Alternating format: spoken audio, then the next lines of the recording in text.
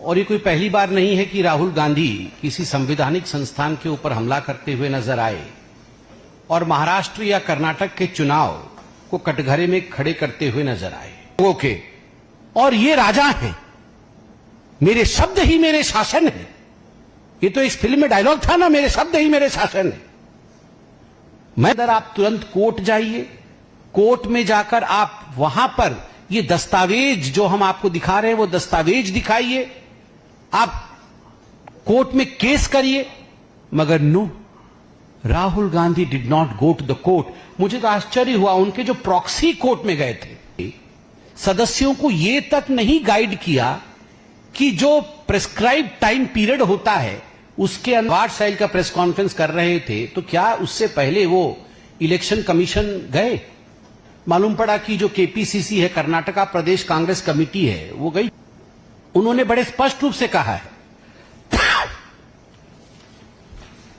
The court found no evidence of fraud और illegal voting and emphasised that the petitioner had failed to demonstrate. जब नवंबर 2024 में राहुल गांधी जी ने पहली बार आपत्ति दर्ज की तो दिसंबर में ही इलेक्शन कमीशन ने चिट्ठी लिख के बुला लिया था कि राहुल जी आप आइए ना। राहुल गांधी जी वो आ नहीं गए सुनने, कल सुनना था, कल जाना था कमीशन के पास, मगर 7 तारीख को ही प्रेस कॉन्फ्रेंस कर दिया। इसमें की है तो चुनाव आयोग ने कहा था कि माननीय राहुल जी, ऐसा है कि नवंबर 2024 में महाराष्ट्र का चुनाव हुआ, इनमें वो चिट्ठी है और उस चिट्ठी में क्या लिखता है election commission? In view of your article published in a newspaper on 7/6/2025 यहां 28,420 बीएलए, 28,420 बीएलए होने के बाद भी ये सारे बीएलए क्या कर रहे थे? 8,026 बीएलए है, बूथ लेवल एजेंट है महाराष्ट्र के अंदर सभी पार्टी के। बीएलए का काम क्या होता है? बीएलए का काम होता है कि इस घर में बहुत सारे वोटर हैं, इस चिट्ठी के 2 भाग हैं। दूसरे भाग में इलेक्शन कमीशन ने राहुल गांधी जी को कहा कि अच्छा, आपके पास बहुत सारी डेटा है जो आपने आज प्रस्तुत किया है, समाधान और उत्तर दे देंगे। मगर राहुल जी ने, मुझे नहीं पता ईमेल किया कि नहीं, मगर अभी तक इलेक्शन कमीशन से समय लेकर मिलने का काम नहीं किया। आज एक प्रेस कॉन्फ्रेंस किया, नंबर 1। ओके, और ये राजा हैं, मेरे शब्द ही मेरे शासन है। ये तो इस फिल्म में डायलॉग था ना, मेरे शब्द ही मेरे शासन है। मैं ओथ पे कहता हूं कि ये सब कागज मेरे पास है, मैं इन्हें सत्यापित करता हूं, आप इसकी जांच करिए। इसको सत्यापन करना होता है। क्या है ये? बाहुबली है आप? ऐसा नहीं चलता है। और तो और रफाल के विषय में 3-3 बार कान पकड़ करके माफी मांगनी पड़ी थी। द शासन ऑफ दिस कंट्री, संविधान की भाषा ही इस देश की मर्यादा है, इस देश का शासन है। राहुल गांधी के वर्ड शासन नहीं, देश का संविधान है।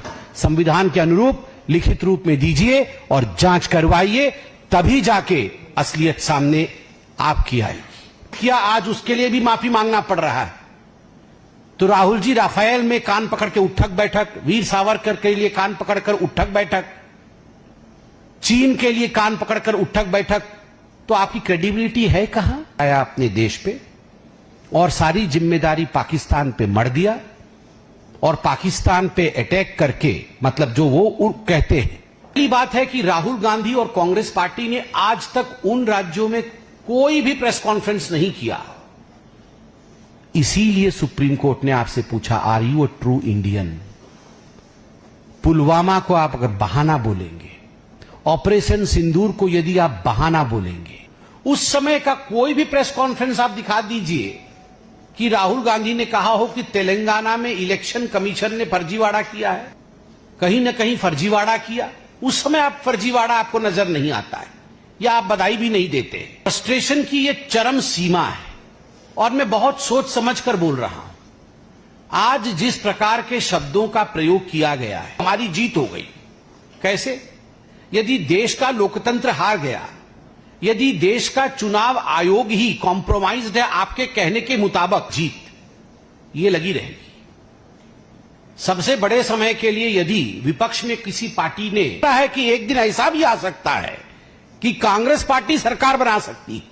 विल बी सीरियस कॉन्सिक्वेंसेस, बहुत घातक परिणाम होंगे। सीरियस कॉन्सिक्वेंसेस को